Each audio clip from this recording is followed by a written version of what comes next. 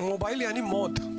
जो भी मोबाइल दिन में 10 घंटा यूज करता है वो भीख मांगेगा, और जो 15 करता है वो पागल हो जाएगा, क्योंकि मोबाइल ने तुम्हारी सबसे प्रेशियस चीज छीन ली।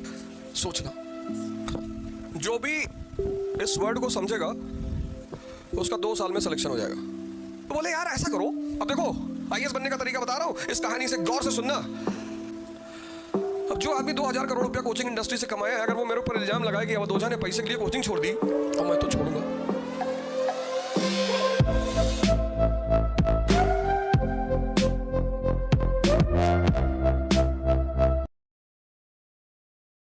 मोबाइल यानी मौत। जो भी मोबाइल दिन में 10 घंटा यूज करता है वो भीख मांगेगा, और जो 15 करता है वो पागल हो जाएगा, क्योंकि मोबाइल ने तुम्हारी सबसे प्रेशियस चीज छीन ली। सोचना, तुम्हारे रिश्ते छीन लिए। पहले जब हम अकेले होते थे तो अपने दोस्तों के साथ बैठते थे, अब हम अकेले होते ही नहीं।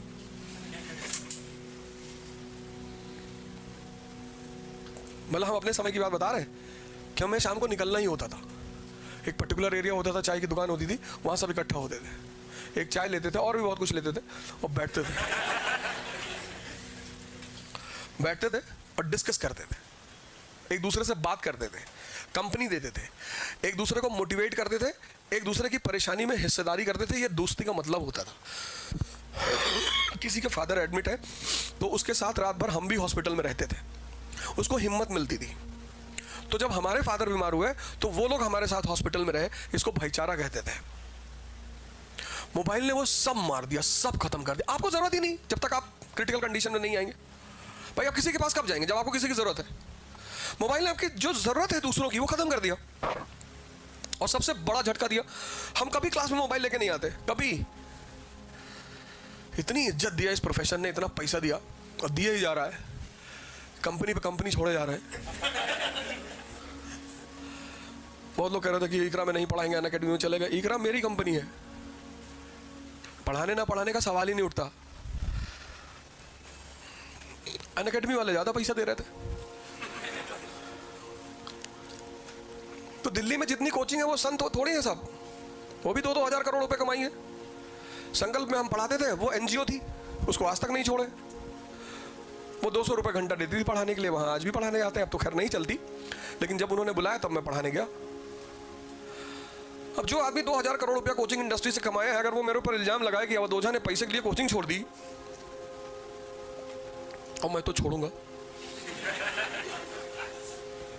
मेरी जिंदगी में एक ही चीज क्लियर है, मेरे कॉन्सेप्ट्स।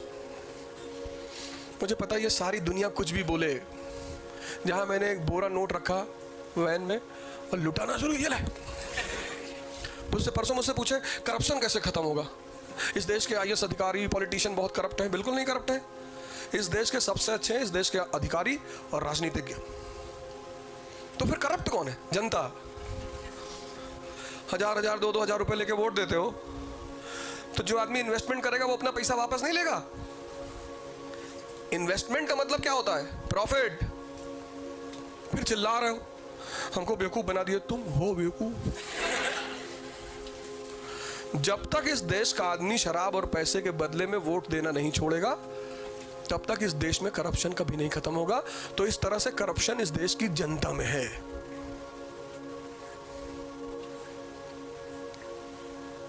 ना तो ब्यूरोक्रेसी में है और ना राजनीति में है।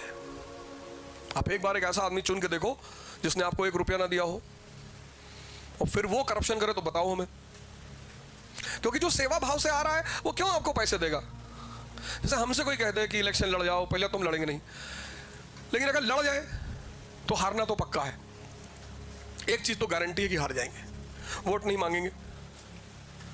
तुम्हारी गर्ज हो तो दे दो, क्योंकि तुम्हारे लिए काम करने आए। अब तुमको पढ़ाने आए, तुमको रास्ता बताने आए, तुम्हारा ही पैर छुए कि स्टूडेंट नाराज नाराज भाड़ में जाओ, भाग जाओ, हटो यहां से।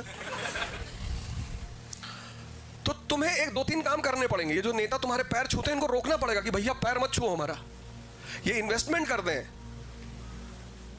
तुमको कोचिंग क्यों आनी पड़ती है? क्योंकि तुमसे में से 90% साइंस बैकग्राउंड से हो।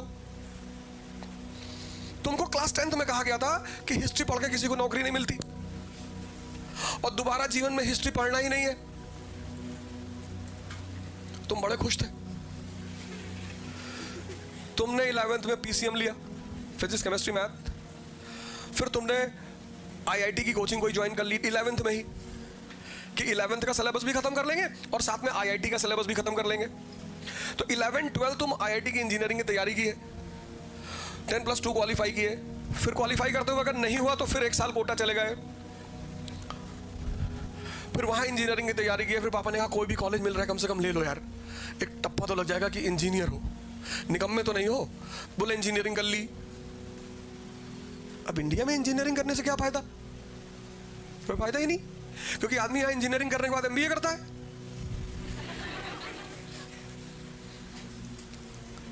जब इंजीनियरिंग कर ली तो एमबीए करने की जरूरत क्या है? इसीलिए सबसे ज्यादा आजकल इंजीनियरिंग का सिलेक्शन होता है। उनकी बेइज्जती बहुत होती है, जिसकी बेइज्जती ज्यादा होती है उसका सिलेक्शन ज्यादा होता है। लोग हमसे पूछते हैं कि सर इंजीनियरों का इतना सिलेक्शन क्यों हो रहा है? मैंने कहा इनके अंदर आग लगी हुई है कि 10-10 साल पढ़े, पता लगा इंजीनियरिंग कर लिया, फिर पापा कह रहे हैं कि यार एमबीए कर लो, शादी फिर भी नहीं हो रही है। तो ये गुस्से में तैयारी कर रहे हैं।